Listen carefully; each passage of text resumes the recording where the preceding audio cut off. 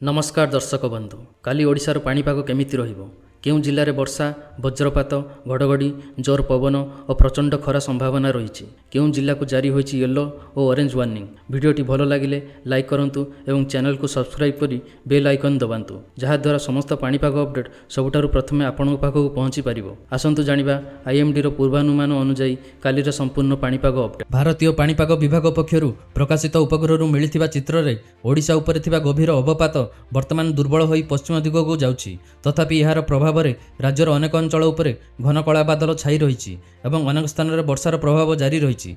Satellite चित्र में देखा जाउछि जे उत्तर उपकूल एवं दक्षिण ओडिशा उपरे मेघर घनता एवं मध्य रही। विशेषकर बालेश्वर भद्रक केन्द्रापड़ा जाजपुर कटक जगतसिंहपुर खोर्धा पुरी गंजाम गजपति रायगड़ा कोरापुट एवं मालकानगिरी अंचल में स्थानीय भाव वर्षा और वज्रपातर संभावना रही। उत्तर ओडिशार केतेक अंचल में हालुकारु मध्यम वर्षा सह घंटा प्रति 30 ରୁ 40 किलोमीटर बेगर दमका पवन बहीपे। अन्यपटे पश्चिम और आभ्यंतरीण ओडिशारे मेघर परिमाण किछि कमिथिले मध्य स्थानीय भाव वर्षा एवं वज्रपात होबार संभावना रही। तेणु पाणीपागरे हठात परिवर्तन देखा जाई पारे। आसंता 24 घंटा मध्य राज्य में व्यापक वर्षार तीव्रता पूर्व दिन तुलन में कमिबार संभावना थिले मध्य वज्रपात और दमका पवनर आशंका रही लोक सतर्क रहा पाणीपाग विभाग परामर्श देछि। पाणीपाग विभाग पक्षरु सद्यतम वर्तमान पाणीपाग परिस्थिति और वर्षार रिपोर्ट जारी करा जाइछि। ओडिशा रे वर्षार प्रभाव धीरे धीरे कमुथिले मध्य पश्चिम और दक्षिण पश्चिम जिल्लागुड़िकरे वर्षा जारी रही। भारतीय पाणीपाग विभागर सद्यतम बुलेटिन अनुसार गभीर अवपात पश्चिम दिगक अग्रसर होई वर्तमान छत्तीसगढ़ पश्चिम मध्य अंचल एवं संलग्न विदर्भ और दक्षिण पूर्व मध्य प्रदेश उपर केन्द्रीभूत रही। सकाळ 8:30 सुधा यह दुर्गर दक्षिण में राजनांद गाँवर पूर्व दक्षिण पूर्व एवं रायपुर पश्चिम दक्षिण पश्चिम अवस्थित थिला। आसंता 12 घंटा मध्य यह आहरी पश्चिम दिगक गति करी दुर्बल होई साधारण अवपात परिणत होबार संभावना रही। परवर्ती 24 घंटे यह विदर्भ और दक्षिण मध्य प्रदेश दे आगक बढ़िबो। यार प्रभाव में ओडिशा रे वर्षार तीव्रता पूर्व दिन तुलन में किछि कमिछि। तथापि राज्यर विभिन्न स्थान में हालुकारु मध्यम वर्षा होइतिला बेले पश्चिम और दक्षिण पश्चिम जिल्लागुड़िकरे केतेक स्थान में प्रबल अति प्रबल वर्षा रेकर्ड करा जाइछि।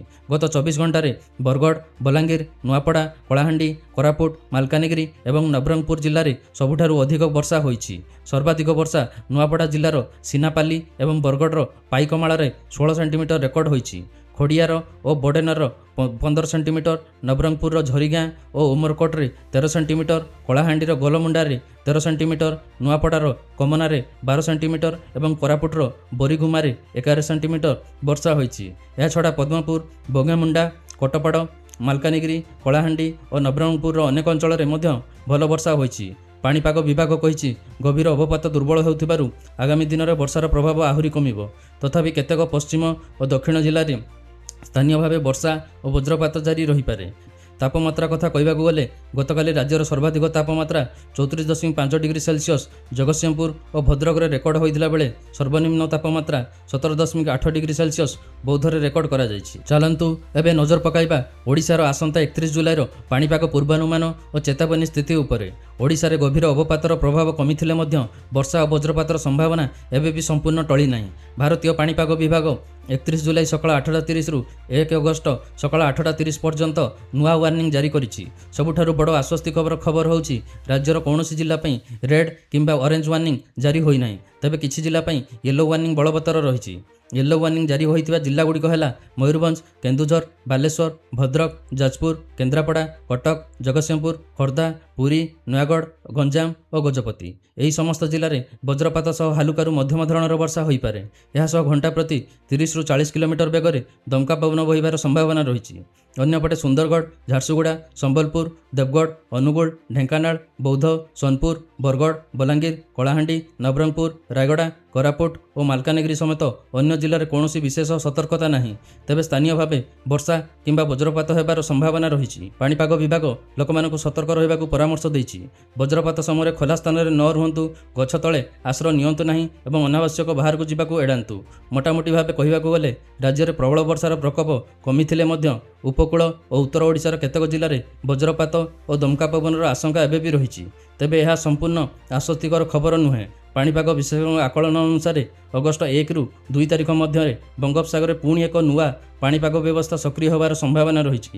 ଏହାର ପ୍ରଭାବରେ ଓଡ଼ିଶାରେ ପୁଣି ବର୍ଷାର ପରିମାଣ ବଢ଼ିପାରେ। ଚାଲନ୍ତୁ ଏବେ ନଜର ପକାଇବା ଓଡ଼ିଶାର ଆସନ୍ତା 31 ଜୁଲାଇର ସର୍ବାଧିକ ତାପମାତ୍ରା ଓ ପୂର୍ବାନୁମାନ ଉପରେ। ଆସନ୍ତାକାଲି ସାରା ଓଡ଼ିଶାରେ ସର୍ବାଧିକ ତାପମାତ୍ରା ସାଧାରଣତଃ 29ରୁ 33 ଡିଗ୍ରୀ ସେଲସିୟସ୍ ମଧ୍ୟରେ ରହିବ। ଆକାଶ ଅଧିକାଂଶ ସମୟ ମେଘୁଆ ରହିବା ସହ କେତେକ ସ୍ଥାନରେ ହାଲୁକା ବର୍ଷା ହେବାର ସମ୍ଭାବନା ରହିଛି। ରାଜଧାନୀ ଭୁବନେଶ୍ୱରରେ ଆକାଶ ସାଧାରଣତଃ ମେଘୁଆ ରହିବ ଏବଂ ହାଲୁକା ବର୍ଷା ହୋଇପାରେ। ଏଠାରେ ସର୍ବାଧିକ ତାପମାତ୍ରା ପ୍ରାୟ 33 ଡିଗ୍ରୀ ଓ ସର୍ବନିମ୍ନ 26 ଡିଗ୍ରୀ ସେଲସିୟସ୍ ରହିବାର ସମ୍ଭାବନା ରହିଛି।